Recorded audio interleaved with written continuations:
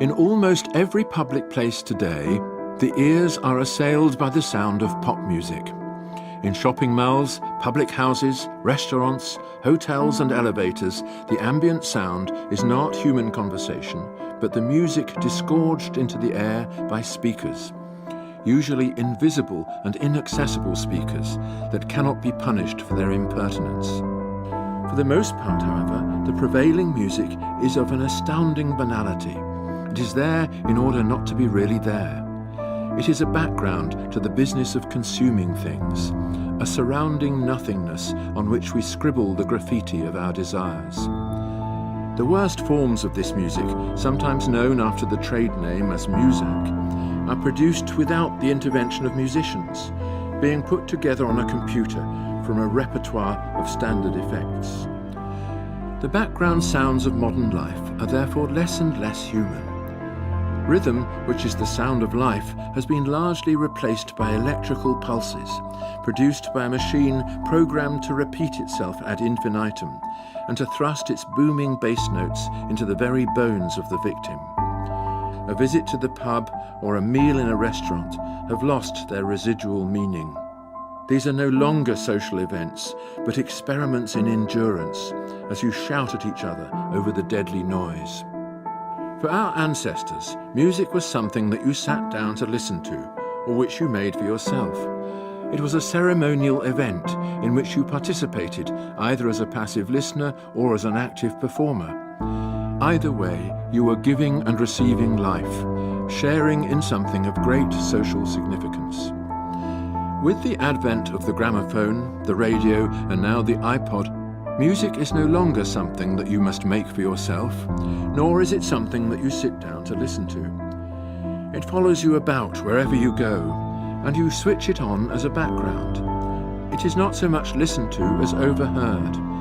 The banal melodies and mechanical rhythms, the stock harmonies recycled in song after song, these things signify the eclipse of the musical ear. For many people, music is no longer a language shaped by our deepest feelings, no longer a place of refuge from the tawdriness and distraction of everyday life, no longer an art in which gripping ideas are followed to their distant conclusions. It is simply a carpet of sound, designed to bring all thought and feeling down to its own level, lest something serious might be felt or said. Background music is the default position. It is no longer silence to which we return when we cease to speak, but the empty chatter of the music box. Silence must be excluded at all cost, since it awakens you to the emptiness that looms on the edge of modern life, threatening to confront you with the dreadful truth that you have nothing whatever to say. Pop pollution has an effect on musical appreciation comparable to pornography on sex. All that is beautiful, special, and full of love is replaced by a grinding mechanism. Just as porn addicts lose the capacity for real sexual love, so do pop addicts lose the capacity for genuine musical experience. Is there a remedy? Yes, I think there is. The addictive ear, dulled by repetition, is shut tight as a clam around its pointless treasures, but you can prise it open with musical instruments. Put a young person in a position to make music and not just to hear it, and immediately the ear begins to recover from its lethargy. By teaching children to play musical instruments, we acquaint them with the roots of music in human life. The next step is to introduce the idea of judgment.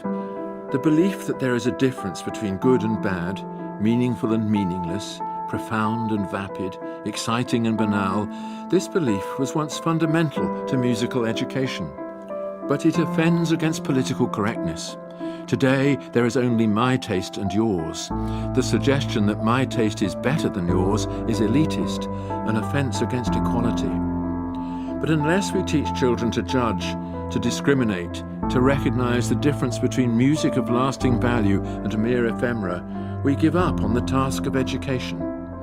Judgment is the precondition of true enjoyment and the prelude to understanding art in all its forms. The good news is that in their hearts people are aware of this. All who have had the experience of teaching music appreciation know it to be so. The first step is to introduce the precious commodity of silence, so that your students are listening with open ears to the cosmos and are beginning to forget their addictive pleasures. Then you play to them the things that you love. They will be bewildered at first. After all, how can this old geezer sit still for 50 minutes listening to something that hasn't got a beat or a tune? Then you discuss the things that they love. Had they noticed, for example, that Lady Gaga in Poker Face stays for most of the tune on one note? Is that real melody? After a while, they will see that they have in fact been making judgments all along. It is just that they were making the wrong ones. When Metallica appeared at the last Glastonbury Festival, there was a wake-up moment of this kind. The recognition that these guys, unlike so many who had performed there, actually had something to say.